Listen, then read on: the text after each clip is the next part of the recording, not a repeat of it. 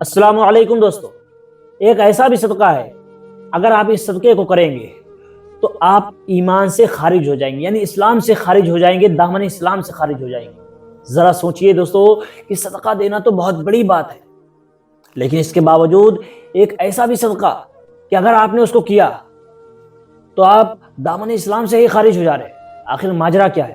تو دوستو ایک صدقہ ایسا ہے، وہ صدقہ کوئی اور نہیں بلکہ وہ صدقہ ہے حرام قطعی سے، یعنی مال قطعی سے۔ مال قطعی وہ مال جو حرام قطعی ہو، اس مال سے صدقہ دینا سے آپ اسلام سے خارج ہو جائیں گے۔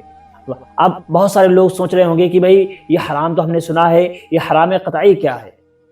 حرام ناقص سنا ہے، حرام قطعی کیا چیز ہے؟ یہ تو پہلی بار سن رہے ہیں۔ تو دوستو حرام قطعی وہ چیزیں ہوتی ہیں جیسے کہ کوئی چیز اسلام میں حرام کی ہوئی ہے، فار ایگزامپل جیسے چوری کرنا حرام ہے، ایسے ہی سود لینا حرام ہے، اسی طرح سے کسی کے مال کو ناحق غصب کر لینا، اس پر قبضہ جما لینا، یہ حرام ہے۔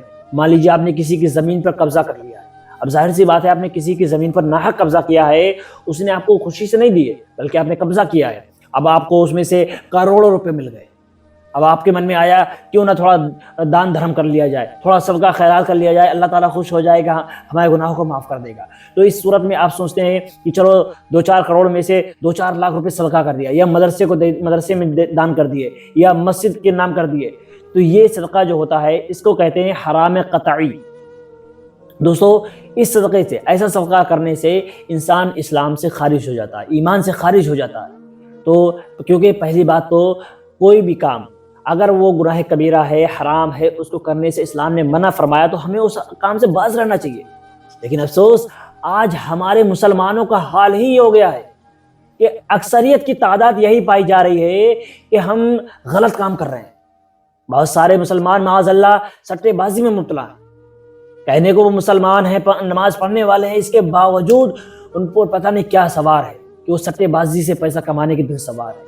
اسی طرح سے بہت سارے لوگ بیاج دیتے ہیں، سود پر پیسہ دے رہے ہیں، سود کا لین دین کر رہے ہیں، جبکہ سود حرام ہے۔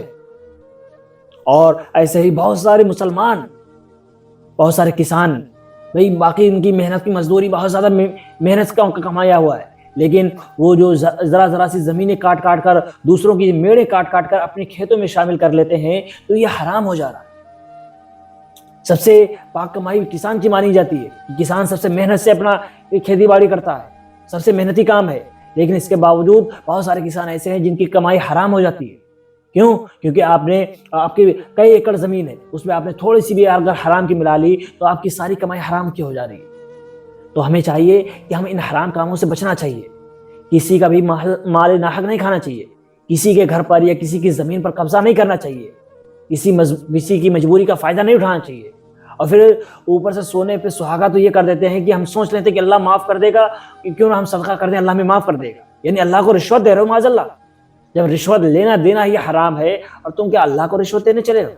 ابے ناکارہ لوگوں، بیوقوفوں، کیا کرنے جا رہے ہو؟ اسی سے آپ دامن اسلام سے خارج ہو جاتے ہیں۔ تو ہمیں چاہیے کہ اس طرح سے کاموں سے بچنا چاہیے، جو چیزیں اسلام نے حرام کر دی تو بس حرام ہیں، ان چیزوں سے دور رہیں، ان چیزوں سے کنارہ کشی اختیار کر لیں، یہی ہمارے اور آپ کے حق میں بہتر ہے۔ لیکن افسوس آج مسلمانوں کا عالم یہ ہے کہ ایک زمین کی بینامی کرواتے ہیں، رجسٹری کرواتے ہیں، تو آس پڑوس کی زمینوں پر قبضہ کرنے کا پہلے سوچ لیتے ہیں کہ فلاں زمین پر پہلے وہاں پہ قبضہ کر لیں گے، وہاں 2 بیگھہ قبضہ کر لیں گے، وہاں پر 2 بسوا بڑھا لیں گے، وہاں پر 2 گز بڑھا لیں گے۔ اے بھائی اتنی بھی بڑھا لو، لیکن قبر کے لیے تمہاری آخر میں تمہیں صرف 2 گز زمین ہی ملنی ہے، تو آخر یہ حرام کاری کیوں؟ آج ہی اللہ سے سچے دل سے توبہ کریں، ایسے گناہوں سے باز رہیں، اس طرح کی چیزوں سے دور رہیں۔